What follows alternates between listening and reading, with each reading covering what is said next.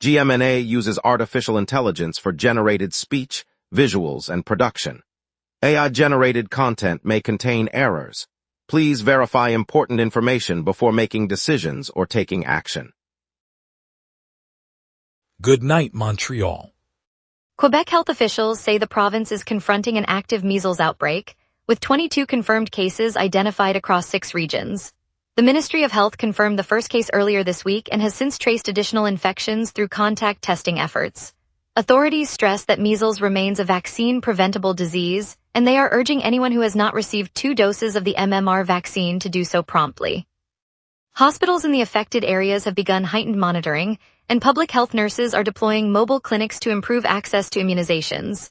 The outbreak follows a broader trend of declining immunization rates, which health experts say can fuel rapid transmission of the virus. Officials will continue to update the public as new data emerge, and they advise parents to verify their children's vaccination status without delay. David Letterman is set to step onto a Montreal stage for the first time next month. The former late-night host will headline a live show at Wilfrid Pelletier Hall inside Place des Arts on July 21st at 7 o'clock. Organizers say the evening will blend classic monologues with new material, giving longtime fans a chance to see the comedian talk show veteran perform in front of a Canadian audience. Ticket sales opened earlier this week and have already moved quickly, reflecting strong demand for the rare appearance. The venue, known for its acoustic excellence, will host the 2-hour event, which is expected to draw both English-speaking and Francophone attendees. Letterman's Montreal debut marks a notable addition to the city's summer cultural calendar. Mayor Soria Martinez Ferrada praised the booking, noting it adds to the island's vibrant summer lineup. Today the mayor announced a new city-run program that will provide interest-free rental loans to tenants struggling to keep up with rent. Up to 150 households can receive a $5,000 loan, repaid over a 5-year term without interest. The initiative targets low-income renters facing the latest surge in housing costs, offering a short-term bridge before they can secure stable income. City officials say the loans are designed to prevent evictions and keep families in their current homes while they regroup financially. Applications will be processed through the Municipal Housing Office, with eligibility based on income thresholds and proof of rent arrears. The program launches immediately, and the city plans to monitor uptake closely to assess its impact on the rental market. The loan scheme complements recent rent control measures and a citywide affordable housing task force that began meeting earlier this year. Today, the City of Montreal will boost its rent assistance bank with an additional $750,000, a move designed to protect at-risk households from eviction. The funding, channeled through the Maison du Pier, aims to reach roughly 150 families that could otherwise lose their homes. City officials say the injection expands the bank's capacity to intervene before legal proceedings begin, offering short-term cash support to cover rent arrears. The Maison du Pier, which has run the program since its inception, will manage the new resources and coordinate applications across neighborhoods. Advocates note that the added money arrives as rental prices continue to climb, putting pressure on low-income renters. The city plans to monitor the impact and consider further adjustments if demand outpaces supply. Officials will release a report on the program's outcomes early next year. Construction has begun on a new affordable housing complex in Saint-Lazare, with 45 units slated to welcome their first tenants in the fall of 2028. The project, announced by Premier Christine Frechette alongside municipal officials, is being promoted as a model for expanding affordable options across the region. Located just west of the island, Saint-Lazare has seen rapid population growth in recent years. Officials say the development will integrate modest-size apartments with community amenities, aiming to ease the province's persistent housing shortage. The municipality will oversee the construction, while provincial funding supports the initiative. If the timeline holds, Saint-Lazare will join a growing list of communities offering dedicated affordable units, a step the Premier described as essential to meeting demand for lower-cost homes. The project underscores ongoing efforts to balance growth with accessibility in the western suburbs. Later, we'll discuss Mahala Apoku's move to Panatelicos and a hot, humid spell warning for southern Quebec. We will be right back. Watch the local sunset tonight at 6 p.m. for all your local Montreal news. Welcome back, everyone. That was a quick break. Now let's dive into today's headlines, and I'm handing it over to Rachel for the local stories. Midfielder Mihala Opoku is set to depart CF Montreal for Greek side Panathinaikos FC today. The 27-year-old has logged 42 MLS appearances across 3 seasons with the club, contributing both defensively and in transition. Club officials confirmed the transfer was finalized earlier this week, and Opoku will report to his new teammates in Kalamata later this afternoon. The move marks the latest example of a homegrown player seeking opportunities abroad, and it frees up a roster spot for Montreal as they look ahead to the upcoming league calendar. Local supporters recalled his decisive pass in the playoff match against Toronto that helped secure a crucial win. Fans will see his jersey retired from the squad list after the paperwork is processed, and the midfielder is expected to begin training with Panathinaikos as soon as he clears his international clearance. Environment Canada has issued a warning that an extended stretch of hot, humid weather will grip southern Quebec and Ontario from June 29 through July 5. Temperatures are expected to climb sharply, while humidity remains high, creating conditions that can quickly lead to heat-related illness. Residents are being urged to stay hydrated, limit strenuous outdoor activity during peak heat, and check on elderly or vulnerable neighbors. The agency notes that heat waves increase demand on the electrical grid, so households may see higher usage as air conditioners run continuously. Schools and businesses are advised to adjust schedules where possible to protect staff and students. Officials say the alert will remain in effect as long as the pattern persists, and they will issue updates if conditions change. Commuters should also expect slower traffic on major routes as more drivers seek shade, and outdoor festivals may need to provide additional cooling stations. More than 100 wildfires are currently blazing across the province, with the bulk of the blazes clustered in the remote northern territories. Fire crews from multiple municipalities have been deployed, working round the clock to contain the flames, while air quality monitors show elevated particulate levels in nearby communities. The province's Emergency Operations Center has issued alerts urging residents in the affected zones to remain vigilant and to follow evacuation instructions if directed.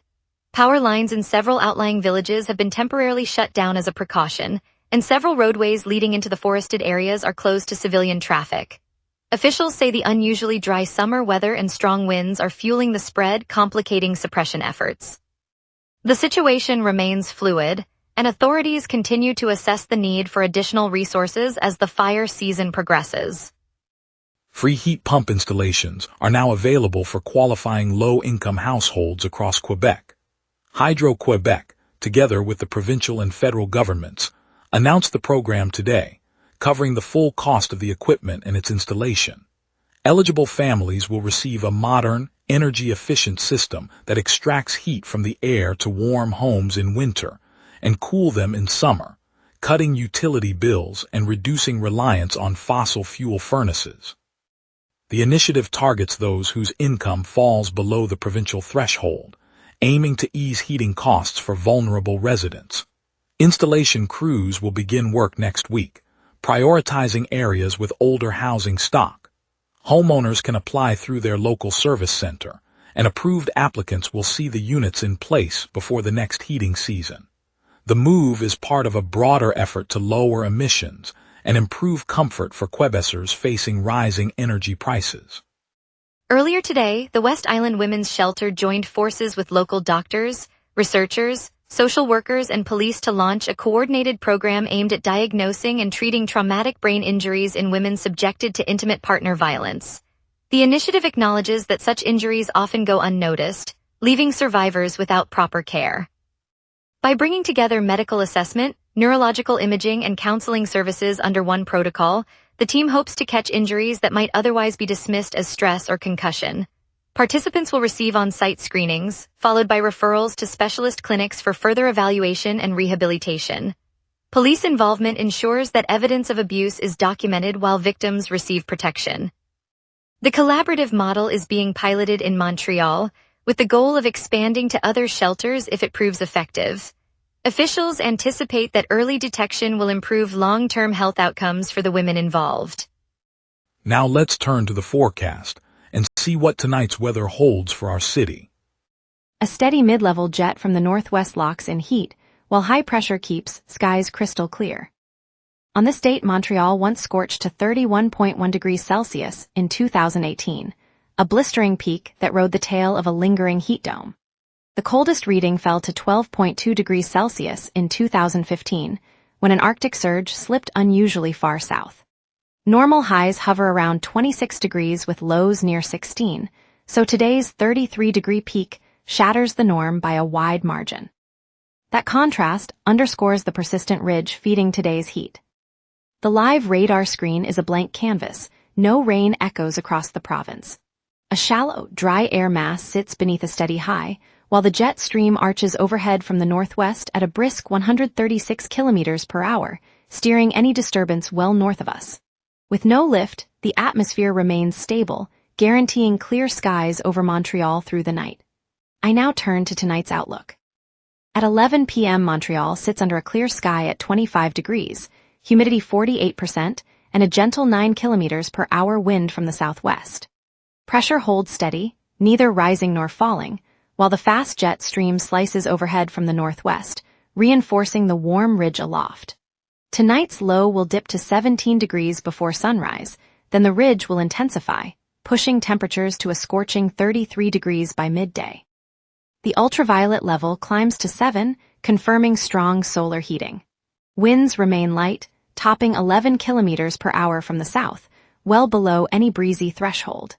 A series of heat warnings blanket the greater Montreal region, so vulnerable populations should stay hydrated and limit strenuous activity. No rain is expected, and the dry air will persist throughout the night. Looking ahead, Tuesday brings a cooler spell with highs near 29 degrees and lows around 18. Overcast skies dominate, and a 45% chance of rain adds a damp layer to the evening. Wednesday nudges the mercury back up to 31 degrees, lows to 21, but lingering clouds keep precipitation at a 35% probability. Thursday remains warm at 31 degrees, lows climbing to 24, and despite a mainly clear outlook, the model shows a 40% rain chance, hinting at showers. Friday holds steady at 31 degrees high and 24 low under partly cloudy conditions, offering a dry respite. Saturday cools slightly to a high of 30 degrees and a low of 23, with mainly clear skies and a 35% chance of rain late in the day. The pattern reflects a persistent ridge with occasional moisture bursts. And that's your weather. Remember, the wrap is also available as a podcast. Listen anytime on Amazon Music or wherever you get your podcasts. Up next, traffic updates, a look at what's on today, and a preview of our Canadians trade buzz. We will be right back. Watch the local sunset tonight at 6 p.m. for all your local Montreal news. And now here's Jason with sports. A landmark day for the Montreal Canadiens, on and off the ice. A franchise era is over in Montreal. The Canadiens have dealt forward Brendan Gallagher to the Vancouver Canucks in exchange for future considerations. Gallagher spent 14 seasons wearing the blue blanc et rouge, one of the most recognizable faces in Canadiens history, now heading west, according to CBC Sports. Gallagher spoke publicly after the trade, and by all accounts it was an emotional goodbye. The newly minted Canuck told Sportsnet that Montreal will always be home after 14 seasons with the club, while also expressing genuine excitement about the next chapter of his career in Vancouver. And some Hall of Fame news worth revisiting, former Canadiens netminder Carey Price was elected to the Hockey Hall of Fame as part of the 2026 class. Price joins Pekka Rinne, Keith Tkachuk, and Cindy Curley in the player category, per CBC Sports. The announcement came 1 week ago. In the heart of downtown Montreal, just outside the historic Bell Centre, a small crowd gathered under the soft glow of street lamps as the news broke that Brendan Gallagher was heading west.